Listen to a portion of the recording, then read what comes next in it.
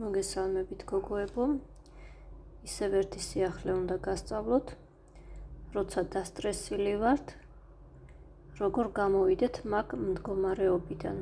ძირითადად ვისაც სტრესი აქვს, ბევრს ჭამს და ვერ გზნობს რამდენს ჭამს, იმიტომაც წონაში იმატებს. მაგისთვის გვჭირდება სუფთა ფურცელი და გელიანი კალამი.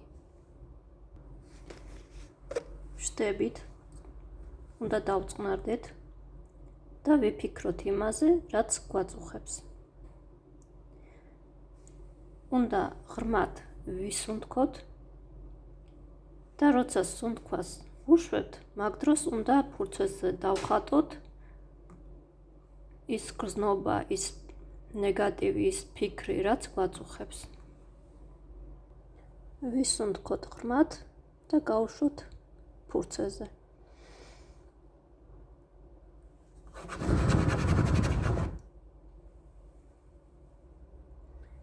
ეს არის ის ნეგატივი, რაც გვაწუხებს. ხედავთ რა ეკლიანი წვერები აქვს. ახლა ეგ ყველაფერი უნდა მოვამრგვალოთ და ვარბილოთ, რომ ლამაზი სურათი გამოვიდეს. ახლა ნახეთ როგორ ხდება. ამ ხატვის დროს ნერვები წყნარდება. თან უნდა იფიქროთ უკვე კარგზე, რომ ყველაფერი კარგად იქნება. როგორ გამოვდივართ მაგ მდგომარეობიდან, უკვე ყველაფერი კარგად არის. ნეგატივიდან უნდა გამოვიდეთ კარგ განწყობაზე. ნახეთ, ასე უნდა მოვამრგვალოთ, რომ ეკლები არ დარჩეს.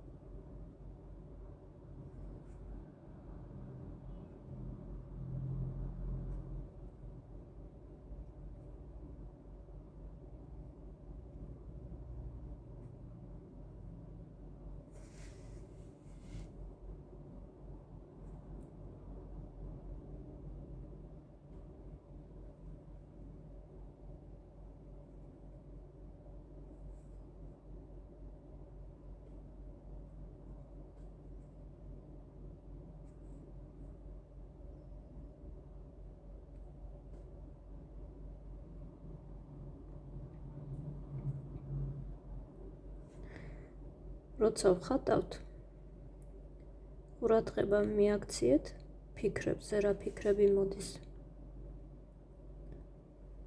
ნელ-ნელა ნეგატივი, ცუდი ფიქრები უნდა შევცვალოთ კარგი ფიქრებით.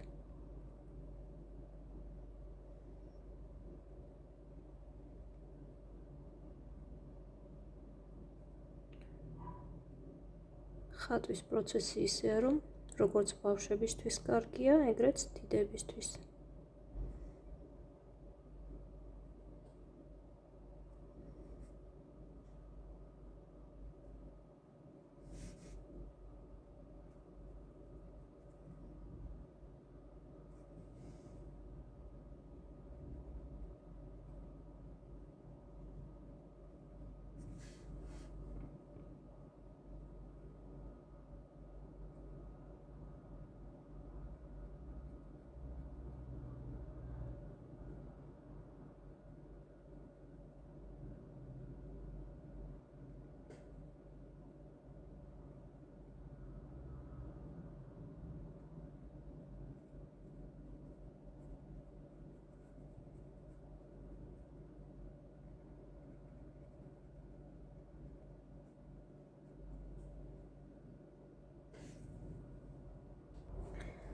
ამბობენ, რომ ხატვა ნეირონებზე იმოქმედებს, ახალი ნეირონები ჩნდება ტვინში და ეგ ძალიან კარგია.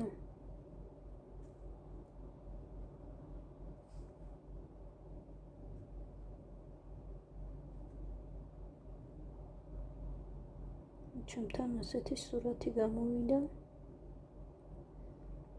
ახლა რა შვებით, ახლა ეს უნდა მოვამრგვალოთ აი ესე.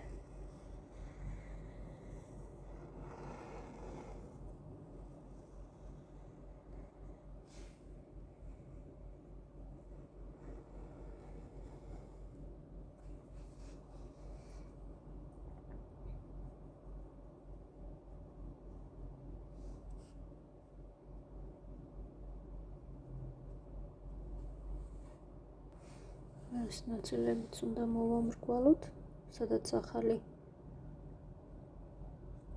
ნახატი იყო.